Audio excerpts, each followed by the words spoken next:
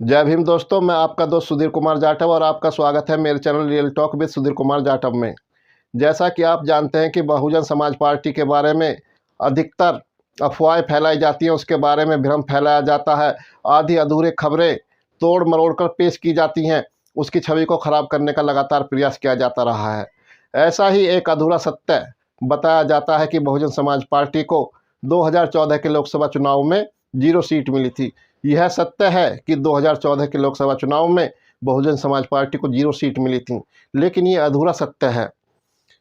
अधूरा सत्य इसलिए है क्योंकि बहुजन समाज पार्टी को जहां 2014 के लोकसभा चुनाव में 0 सीट मिली थी, वहीं बहुजन समाज पार्टी को 2014 के लोकसभा चुनाव में 20% वोट भी मिले थे। 20% वोट का मतलब आप जानते हैं। 20% वोट का मतलब होता है कि उत्तर प्रदेश का हर 5वां मतदाता बहुजन समाज पार्टी के साथ खड़ा था। वह पार्टी जिसके साथ उत्तर प्रदेश का हर 5वां मतदाता खड़ा हो, क्या वह पार्टी समाप्त हो सकती है?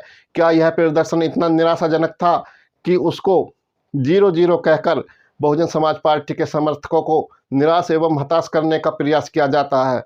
यह कदापि इतना बुरा प्रदर्शन नहीं था, क्योंकि उस समय 2014 में उत्तर प्रदेश में समाजवादी पार्टी की सरकार थी और उससे पहले 2013 के मुजफ्फरनगर दंगे हुए थे, जिससे वोटों का ध्रुवीकरण किया गया।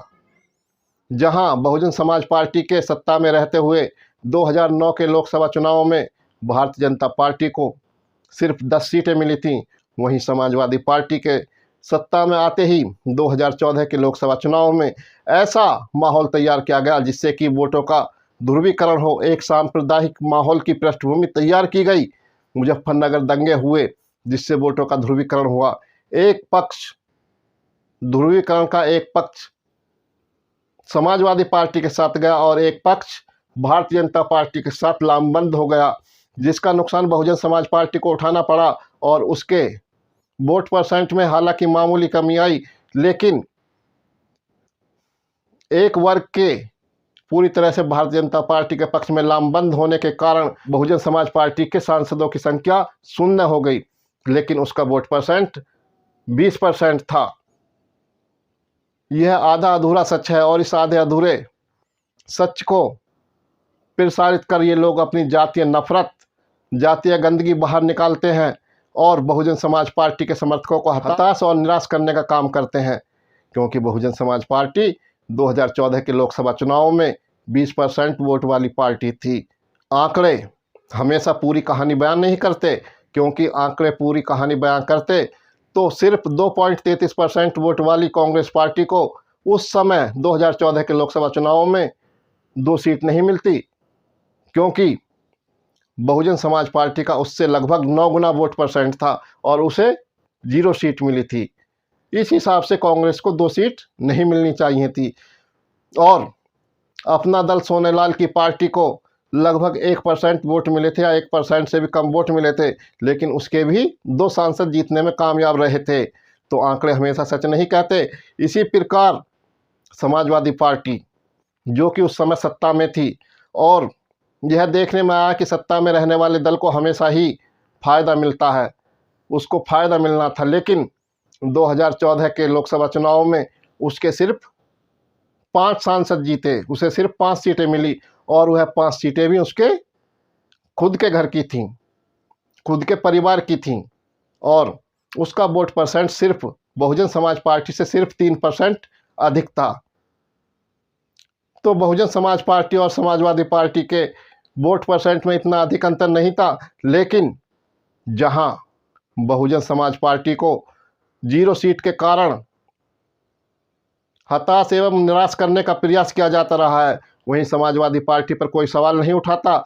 जबकि आपको नहीं पता होगा कि 2019 के लोकसभा चुनाव में राष्ट्रीय जनता दल को भी 0 सीट मिली थी, लेकिन क्या आपने कभी सुना है कि लालू प्रसाद यादव को 0 मिली या लालटेन ने अंडा दिया?